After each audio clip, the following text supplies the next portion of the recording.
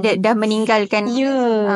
Sebab itulah failure rate dia sangat tinggi. Sebab benda ni orang tak bincang secara terbuka. Saya rasa benda ni tak memalukan. Mungkin Tini rasa sedikit offended ke? Tak, okey je kan? Dia je sedikit segan. Tapi sebab benda tu macam perlu dibincangkan. orang perempuan tak tahu. Betul. And then kadang-kadang jadi punca pergaduhan juga between husband and wife. Sebab ada kawan-kawan yang ni kan, dia kata macam kan dah suruh buang luar tapi kenapa melekat macam tu. Betul. Jadi ini bukan benda biasa. Rasa dah banyak juga dengar cerita macam ni, especially yang anak dekat ni. Sebab tu saya cakap, suami kena ambil tahu dan commit. Kalau you ambil tahu, you tak commit, sama je nanti. Apa setahun seorang orang panggil. Setahun seorang anak dia, wife dia akan pregnant. So betul lah tu, withdrawal tu one of the factors. Sebab tak semua yang ejaculate tu yang akan disebut sebelum tu pun mungkin ada ejaculation kan. So macam Dr. Ang beritahu tadi, ada macam bukan event lah yang banyaknya. Sekolah betul lah. So kalau yang pula macam kelas.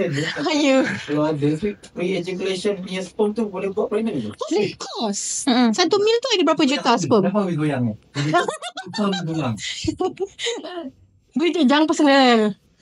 Betul, 1 mil pun dah ada. Benda ni macam boleh masuk juga million. I'm not gonna cut this. Tapi orang tak ambil tahu. Orang tak bercakap benda tu secara meluaskan. Orang tak tahu. Kan orang nak sembang. Mana ada orang sembang macam ni? Orang sembang lah. Melayu pula. Tak boleh. Habis yang bahaya. Oh betul. Nah, masalah kita tahu bang. Yang kau jiran aku mostly aku tahu 30 above 40 below kan. Jarang kalau kami jumpa jiran-jiran pun sembang pasal kamera ada. Ini sembang benda ni dengan kawan. Sebab yelah kawan kata aku pregnant, tapi sebenarnya tak ready. Lepas tu kan ada conversation itulah bersama-sama. So sebab tu lah ada sedikit bacaan pasal benda ni. Laki senang. Asal bila nak nombor 2, anak atau bini. Perempuan selalu juga cakap, I think. Tak tahulah sebab my office mate semua doktor ke. So benda tu benda biasa untuk dibincangkan. Kalau Tini kata Tini pun ada berbincang, so normal untuk perempuan. Sebab perempuan yang mengandung. Betul. Ada juga yang mengandung tapi tak keluar lagi. Satu mengandungi benda lain. Daripada 13. Satu yang daripada sini tu ke bawah. Daripada 13 tahun kahwin kan sebelum tu. So yang morning after pill tu disarankan sebulan ambil 2 kali saja. Dia ni betul ni. Betul. Tapi dia ada 2 jenis tau. Tak kena lupa. Dia ada 2 jenis. Bukan. Dia sangat high dose. Dia adalah bakal pengantin dan bakal kita punya plan kahwin. Habis akan kurios. Kita kena backup habis. Kalau ada rasa segan, beli saya kat Shopee. Standby je. Fishy. Kita jangan judgemental, tak baik. Beli je lah. Dia mahal. Terus jadi dia PM tepi. Kalau kat Shopee nak order kat seller mana? Sangat mahal. Actually sangat mahal. Kalau habis dia 2 kali sebulan dia tapi betul. Kalau aku tanya dekat luar, menses tu macam kena bayar. Pendek. betul. Kau tanya kat luar Kena bayar. Habis tanya Betul. Boleh kejap Lagi send invoice habis. Betul. Dia 2 kali je. Kita bagi Aim hantar consultation fee. Lepas tu hang claim jangan plan kahwin kan. Hang jangan claim Aku kena tengok lepas ni hang claim apa. Sebelum ni aku tengok jumlah aku bayar. Tiba-tiba ada Dia sangat consultation. curious tu. Bagus ni. Jarang. Belilah siap-siap tiba. Banyak kali ada pesan sekali yang biar beli betul. You beli je kondom 1 bag. You beli je ubat morning after 1 bag. Siapa yang salah? Simpan sampai anak nombor 5. Serius. No joke, betul. Tiba. Okay. So ada pasangan yang dia tak nak family planning sebab dia okey lah untuk ada anak. Dia ready lah untuk anak. Dia katanya anak tu kan rezeki. Tapi bila setiap tahun wife pregnant, so wife pula yang penat mentally and physically. Dan ada juga yang terbeban sebab living cost makin tinggi. So cost ni lah living cost makin tinggi kan. So macam mana nak advice kalau suami ataupun siapa-siapa lah, either one ke guna rezeki sebagai alasan anak tak ada planning. Macam mana jawab soalan ni? Jangan tunggang agama lah Betul. Itu kan selalu cakap selalu sangat. Itu adalah reason paling selalu lah. Selain accident, anak kan rezeki doktor. Tiap-tiap tahun dia datang. Tiap-tiap tahun datang. Macam tu. Sampai ada patient yang datang, anak keempat, masuk ward, tak nak balik. Dia tanya kenapa tak nak balik. Kalau balik rumah penat lah kena uruskan anak yang lain. So apa ni, anak dan rezeki bukan. Family planning ni fatwanya harus kan. Okay, I'm not ustazah lah, tapi setahu saya harus. Dia bukan haram. Dan dia akan wajib in certain condition. Kalau macam Memudaratkan ibu, dia akan jadi wajib lah.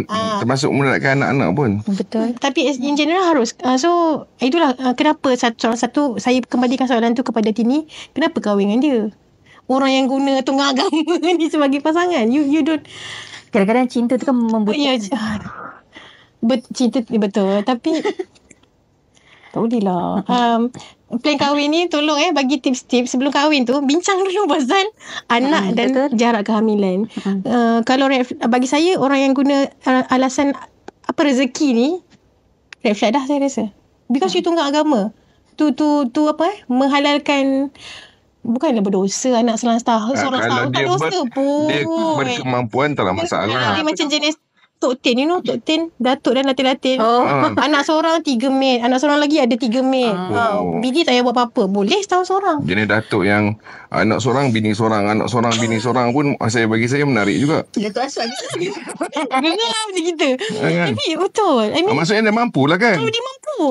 Tapi kalau yang jenis macam patient saya tu suruh balik tak nak balik ni. Nangis tak nak balik. Sebab dia tahu dia balik nanti dia lah mak, dia lah bibi, dia lah chef kat rumah for the another 3 kids dan dia pun pregnant.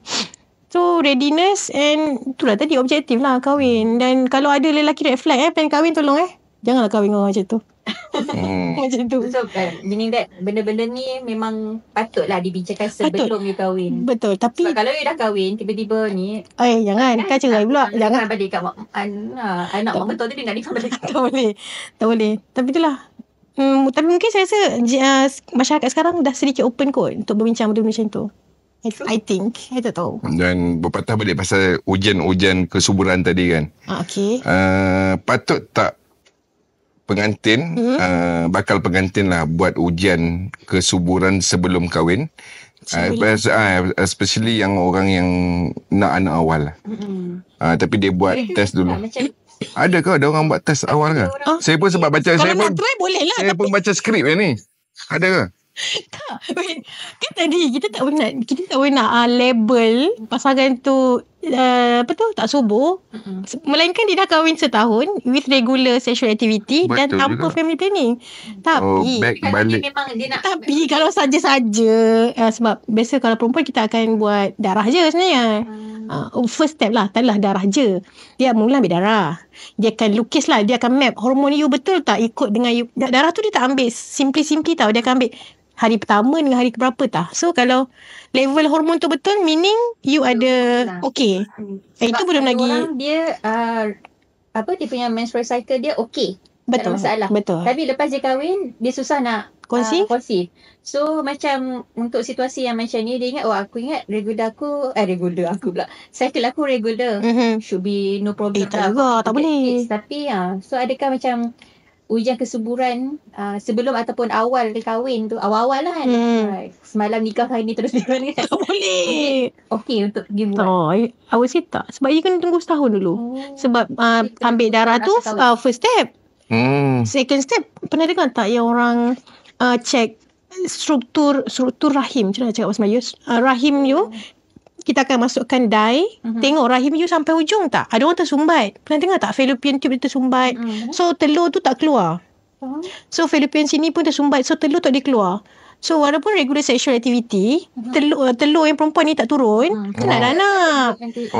So dia ada banyak step sebenarnya. Yang darah tu memang initial step lah. Biasanya kita akan regulate dulu menses dia. Lepas tu yang masuk dye tu daripada bawah tau. Dan itu invasive lah saya rasa. Dan mostly patient kata memang sakit. Dia masuk dye daripada vagina tu, tolak.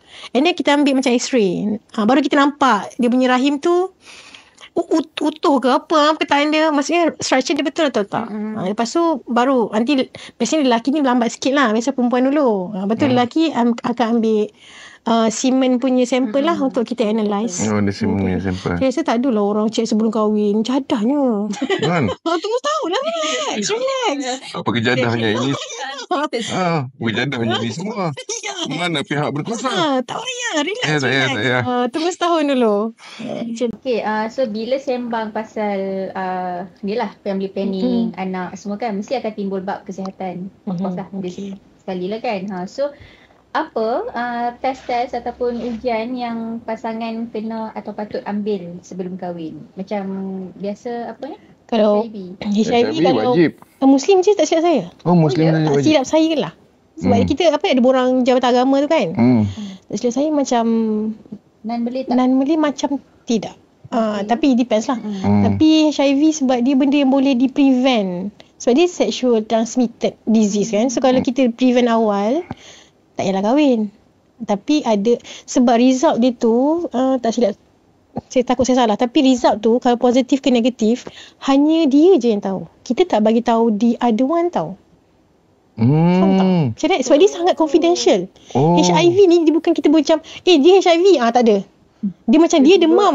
Tak, dia tak boleh. Dia sangat confidential. Tu maksudnya kalau lah si A lelaki nak kahwin dengan si B perempuan, dua-dua buat ujian HIV. Betul. Once dah keluar ujian HIV tu, kata lelaki tu dia HIV positif. So yang tahu result tu lelaki saja. Betul. Perempuan takkan tahu. Itu tak boleh tahu. Kita rekod kesihatan benda-benda macam ni. Doktor dengan dia je tahu. So kita akan counsel dia. Apa panggil? Patient doctor confidentiality. HIV, especially HIV. HIV sangat even kalau masuk ward pun waris pun kita tak akan bagi tahu. Unless patient tu kita bagi tahu mak dia ke adik dia yang datang, dan seorang je kita boleh bagi tahu. So itulah doktor tu kena pandai lah counsel. You janganlah sayang kan, tapi dah sayang form ke, so kita tak pasti. So katakanlah macam husband tu HIV positif, doktor dah maklumkan, and then doktor pun akan sort of advice jugalah, counsel lah biasanya, mestilah counsel. Tapi kalau macam tu dia akan advice husband yang HIV kan, dia tak akan bagi tahu pasangan kan. Sebab tak boleh bagi tahu. Tapi macam akan advice as in macam awak HIV positif ni. Tapi kat borang ada. Kan borang ada, betul tak? Kena submit borang kan? Dekat borang akan ada. Borang ni dah lama kahwin ni, lupa dah. Dekat borang tu ada tulis result medical check up tu 13 tahun lepas. So macam adakah doktor akan advise patient macam awak HIV positif ni, so kata sekiranya awak ingin meneruskan perkahwinan ni, Allah. Sejujurnya saya tak pernah lah counsel patient macam tu. Cumanya kalau dia dah positif, sebenarnya HIV tu di prevented, tapi dengan guna barrier lah. Tapi for how long dia boleh pakai barrier tu, kadang-kadang terbabas juga. So kita pun faham. Jadi sebelum dia kahwin, kita akan basuh lah baik-baik untuk tidak meneruskan perkahwinan tu lah. Sama juga dengan sekarang thalassemia tu lagi. Yes. Baru saya nak tanya, sebab thalassemia masih lagi tidak wajib kan? Tak wajib. Tapi KKM dah wajibkan screening untuk student sekolah Form 4. Kalau saya tak salah lah, sebab zaman saya tak ada. Tak ada. Zaman kita tak ada. Zaman kita sebaya ke? Tak ada. Baru 30-an. Sekarang dah ada dah. Form 4 semua yang perempuan lah, especially kita akan screen untuk thalassemia. So maknanya abnormal, dia kan menula darah FBC saja. Lepas tu baru ada analisis lain, sebab yang FBC ni murah lah. So kita boleh nationwide buat. Kalau abnormal baru kita akan screen lagi. So nanti dia akan tahulah dia ni carrier ke apa ke, ada trait ke. So senang. Bila nak jumpa lelaki tu teruslah, you thalassemia carrier ke? Dia sebenarnya thalassemia tu apa dia punya isu lah yang menyebabkan kita kena ambil dia punya ujian? Dia sel darah. Dia saraf putih lebih pada merah. HB orang panggil. HB dah akan low je. Dia kena masuk setiap bulan, I think sekali atau 2 kali kena masuk darah. Kalau carrier lah, dia memang major. Sebab carrier kita tak nampak, dia nampak normal. So you tak tahu dia carry dia genetik je. Kalau dia carrier, kahwin dengan carrier, ada potensi anak dia carrier ataupun berpenyakit thalassemia tu menghidap. Sebab patient thalassemia dia susah nak membesar, sebab hidup dia, selama hidup oksigen tak cukup, kena masuk darah setiap bulan. So nanti dia akan rendah sikit, dia akan kejar-kejar masuk hospital. So education dia kacau, banyak benda yang tak best lah. So sebab tu kita dah buat saringan. Tadi kalau HIV positif, doktor macam akan advise lah cuba basuh untuk tak. maybe tidak meneruskan. Dia nak teruskan ke tu dah ni lah, you dah your part. Tapi kalau one of the pasangan tu thalassemia positif yang bukan carrier, kena tahu juga kan. So akan advise macam mana? Macam contoh kalau dah tahu dah dua-dua ni carrier, akan advice kita boleh sampai situ je.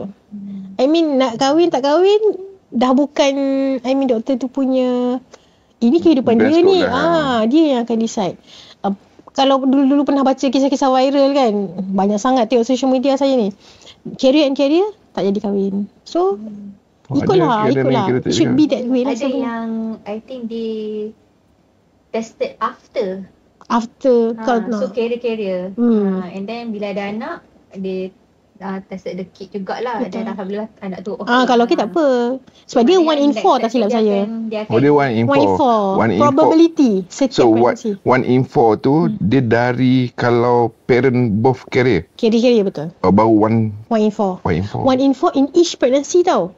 Bukannya 4 kali mengandung seorang satu, tak. Dia kehamilan pertama 1 in 4 anak akan jadi major. Kalau mengandung lagi sekali 1 in 4 probability dia in each pregnancy. Bukannya so maksudnya probability dia anak tu 25%. Carrier saja ke 25% 25%. Atau semua carrier ke atau semua normal ke boleh jadi. Tapi bagus, saya rasa itu inisiatif KKM yang bagus lah saya rasa. Sebab benda boleh prevent, kenapa tak prevent? Daripada ubat prevention is better than cure kan. So daripada you kena transfuse anak you setiap bulan, baiklah you screening so dia tak kahwin pun nanti. Mungkin banyak lagi genetic disease lain, tapi mungkin tu yang paling senang kot, atau murah ke nak screening, saya tak pastilah. Itu baguslah. Tapi selalunya bukan disebabkan thalassemia carrier. Selalunya awak terlalu baik untuk saya. Sebab tu tak jadi. Sudah biasa Itu tak jadi. Sudah biasa. Betul lah. Bukan mencakap macam saya dengan wife. Jadi alhamdulillah. Orang lain saya cerita orang lain. Betul lah ini. Okay, so sebelum kita wrap up, nak tanya ni macam one final question lah kot. Okay. Pendapat Dr. Ain tentang kahwin dengan first cousin. Boleh tapi tak digalakkan kan? And then kalau dari sudut perubatan, macam mana? I mean, mesti ada sebab kenapa tak digalakkan. Betul. And then Tini rasa ada, tak ingat siapa cerita yang ada anak dia kahwin dengan first cousin dia, anak dia okay, tak ada masalah. Tapi ada yang anak dia ada isu, and then the second child pun sama juga ada isu. Adakah itu disebabkan dia berkahwin dengan first cousin dia? Okay, first cousin memang dibolehkan dalam Islam lah, tapi tak semua benda yang boleh kita kena buat. Betul tak? Boleh tapi kita panggil saya tak kerti sebut consanguineous. Macam itulah bunyi dia. Maksudnya perkahwinan dengan bloodline punya ni, sepupu lah. Even zaman dulu, kalau you selalu orang-orang yang banyak membaca, saya tak banyak membaca, tapi ada royals, orang putih kot, saya tak pasti, European yang dia kahwin adik-beradik, lagi dekat daripada cousin. So itu sangat tak digalakkan sebab genetik kita hampir sama. Biasanya genetik tu sama, bila dia sama dia jadi mutation. Mutation. Betul, perkataan mutation betul. Tapi saya lupa ada perkataan yang lebih spesifik lah. Genetik dia bertambah ke, berkurang ke. Lebih kurang lah. Banyak genetic disease. Contohnya, first hand, sebab ada relatif saya yang macam tu jugalah. So, the kid tu, stunting, ada yang dwarfism, tak membesar. Lepas tu, masalah jantung. Benda-benda yang kita boleh prevent sebenarnya. Tapi, medically, tak digalakkan, tapi hukumnya boleh. So medically dia akan could be something happen for the betul. Most of the time tu. Tapi kita tak tahu genetik mana kita dengan cousin tu yang sama ataupun tak sama ataupun recessive. Contoh thalassemia tadi tu. Boleh jadi carrier sebenarnya, tapi carrier kan kita tak screen, dia tak tahu. Thalassemia is contoh yang paling baik lah. Kalau cousin dengan cousin, thalassemia, anak thalassemia. Mungkin ada genetik lain dekat jantung ke dekat mana ke. Dia dua-dua pembawa. Tapi kita tak screening benda tu. KKM tak menawarkan semua benda nak screening. Tak cukup banyak duit lah kot untuk screening everything kan. So mana yang kita boleh, costly lah. Kita tak boleh lah nak genetic testing sangat mahal. So saya faham lah. Maksudnya lebih benda ni logik dia macam terisima tadi Macam lah. betul. Sebab dia yang A ni dia macam first cousin lah kan dengan si B. So dia orang pun dia ada genetik masing-masing. Betul. So bila combine bergabung meletup lah kan. Bom. Okay, Betul lah tu. Resesif dengan resesif. Dia kromosom lah. Benda-benda yang kromosom. Siapa belajar biologi kan dia macam butterfly. Kalau yang resesif tu kalau dia bergabung dia akan jadi dominan. So tu yang mostly anak-anak ada problem. Jarang cousin kahwin tak ada problem anak dia. Most of the time akan di refer ke genetik lah. Most of the time selalunya macam tu. So saya rasa secara peribadi saya tak galakkan lah. Tapi itulah hukumnya boleh. Takkan saya nak cakap haram. Taklah. Tapi tak digalakkan memang benda tu. Memang tak digalakkan. Orang tahulah tak digalakkan. Betul. Jadi banyak ilmu yang dapat hari ni, especially saya lah, lelaki. Ada nama itu nak tambah lagi ke? Risau ni. Dan kalau korang tengah plan untuk kahwin, jangan skip topik ni agak berat tapi sebenarnya senang faham. Cuma macam Dr. Ain tadi cakap, dia memang agak tabu. Sangat. Terlalu tabu untuk discuss. Macam saya cakap lah, mostly orang banyak diam je benda ni daripada nak discuss kan. Sebenarnya agak malu lah. Tapi sebenarnya tak payah malu pun. Tahu lah, saya memang tak malu. Dia benda baik yang untuk didiscuss kan. Itulah. Banyak lagi soalan Hamis kan sebenarnya. Boleh masuk.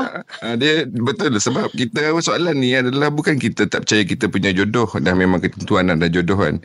Tapi masa yang sama kita kena prepare lah benda tu sebab kita yang nak hadap. Betul. Nah, macam tadi dia thalassemia dengan thalassemia, kita yang nak hadap dengan persediaan. Persediaan kita nak hadap thalassemia dengan thalassemia, dan mungkin anak pun akan bawa thalassemia. Dan actually kesian dekat anak tu sendiri. Nak kena masuk ward setiap bulan. Kesian kat anak dan parent pun kena jaga juga. Betul. Kena jaga. Itu saya punya pendapat lah. Tini, ada pendapat? Pendapat saya kena bayar. Okay, betul lah. Semua input tadi tu sangat best, sangat bermanfaat untuk pengantin. Yelah, setiap pasangan suami isteri. So sebab benda ni tanggungjawab lah, responsibility kan. Okay, so thank you Dr. Ain sebab sudi luangkan masa dengan kami hari ni. Sama. And then itulah, kalau korang rasa episod ni bermanfaat, jangan lupa share lah dengan tunang, dengan kawan-kawan yang tengah plan nak kahwin.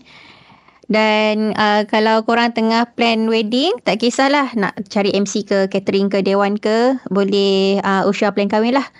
Kita punya website akan launch soon. So plan kahwin is basically a wedding marketplace untuk korang just click plan and kahwin. So that's what last So pendek sebenarnya. Vendor. So, kita memang jumpa lagi dalam next episode plan kahwin. Maklum. Okay, terima kasih.